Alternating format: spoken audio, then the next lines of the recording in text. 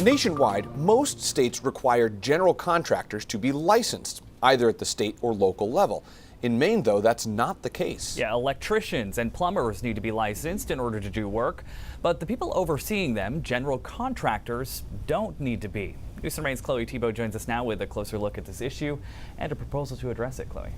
Hey guys, yeah, so since general contractors aren't required to be licensed, it places a lot of responsibility on the consumer to choose their builder wisely. And when something goes wrong, there's little to no protection for people who may have already spent thousands of dollars on a project. A bill in the Maine legislature, slated for a public hearing tomorrow afternoon, is looking to change that.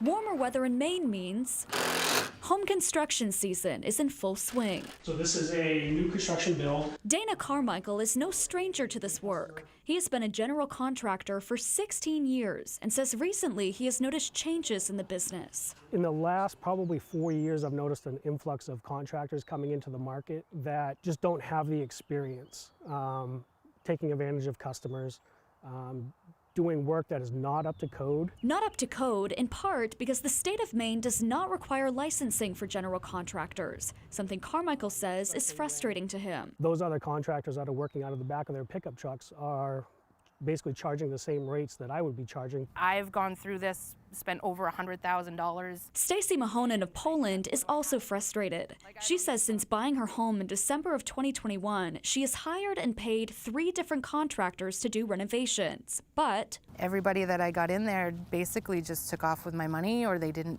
put out adequate work. It's a reality Representative Tiffany Roberts of South Berwick hopes to address with a bill this session, LD 1929, an act to protect consumers by licensing home building contractors. When we're not regulating projects that consumers spend tens of thousands or even hundreds of thousands of dollars on, there's bound to be issues. Roberts says she's been working on the bill's language with Attorney General Aaron Fry, who sent a statement to News Center Maine, reading in part, Representative Roberts' bill would go a long way to protecting consumers and their homes. With about 660 complaints coming into the AG's office per year now, Roberts says she believes this bill could create change. I think we need to give it time, if we can pass it, time to build a board, to build a competency, exam requirement. At least if they're licensed, they have something to lose or something to prove that they can do the job to get a license.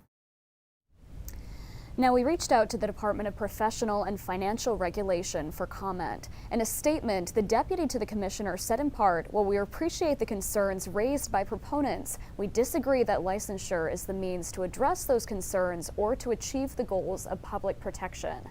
And as for what's next, the public hearing for this bill is scheduled for tomorrow at 3 p.m. All right, Chloe, thanks so much.